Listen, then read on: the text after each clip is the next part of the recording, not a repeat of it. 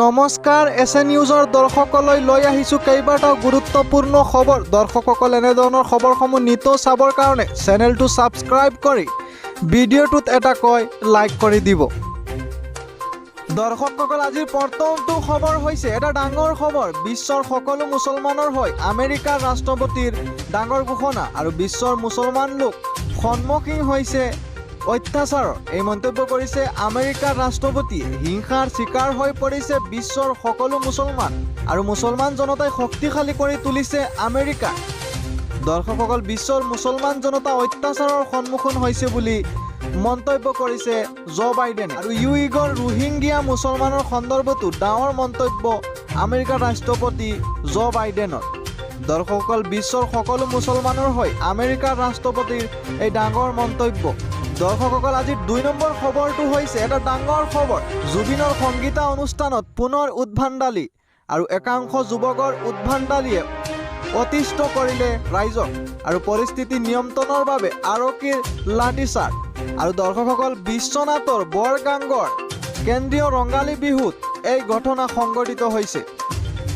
দৰ্শকসকল, আজিৰ ৩ নম্বৰ খবৰটো হৈছে বিক্ৰী কৰিব নোৱাৰিব গাহৰি মাংস আৰু গাহৰি মাংস বিক্ৰীৰ ক্ষেত্ৰত নিষেধাজ্ঞা জাৰি বিশ্বনাথ জিলা প্ৰশাসনৰ আৰু ৬৬খনকৈ গাঁৱত নিষেধাজ্ঞা জাৰি প্ৰশাসনৰ।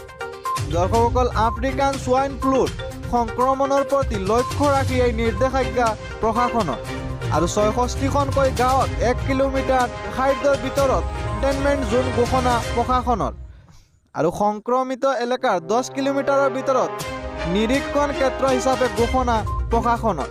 দৰ্শকসকল, বিশ্বনাথৰ প্ৰতাপগড় চাহ বাগিচাৰ পুৰণি বস্তি লাইন আদি কৰি ৬৬খন গাঁৱত এই নিৰ্দেশনা প্ৰশাসনৰ আৰু তাৎক্ষণিকভাৱে বলবৎ হোৱাকৈ এই নিষেধাজ্ঞা জাৰি কৰিছে প্ৰশাসনে। আৰু কোনো জীৱিত গাহৰি, মৃত গাহৰি,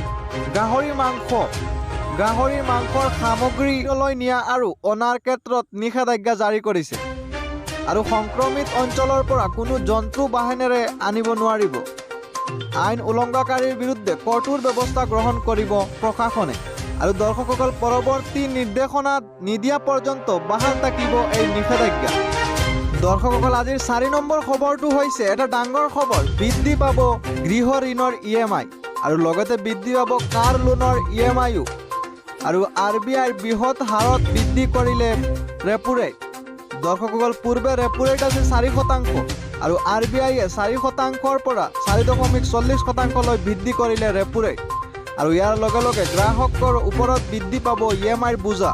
দৰ্শকসকল, ২০২০ চনৰ পৰা বৃদ্ধি পোৱা নাছিল ৰেপো ৰেট আৰু ২০ বছৰৰ বাবে ৩০ লাখ টকা গৃহ ঋণত EMI প্ৰায় ২২,৯০০ টকা আৰু এতিয়া EMI ২২,৯০০ৰ পৰা ২৩,৯২০ টকালৈ বৃদ্ধি হ'ব আৰু অতি কমেও প্ৰায় ৭২০ টকাকৈ এই ক্ষেত্ৰত EMI বৃদ্ধি পাব।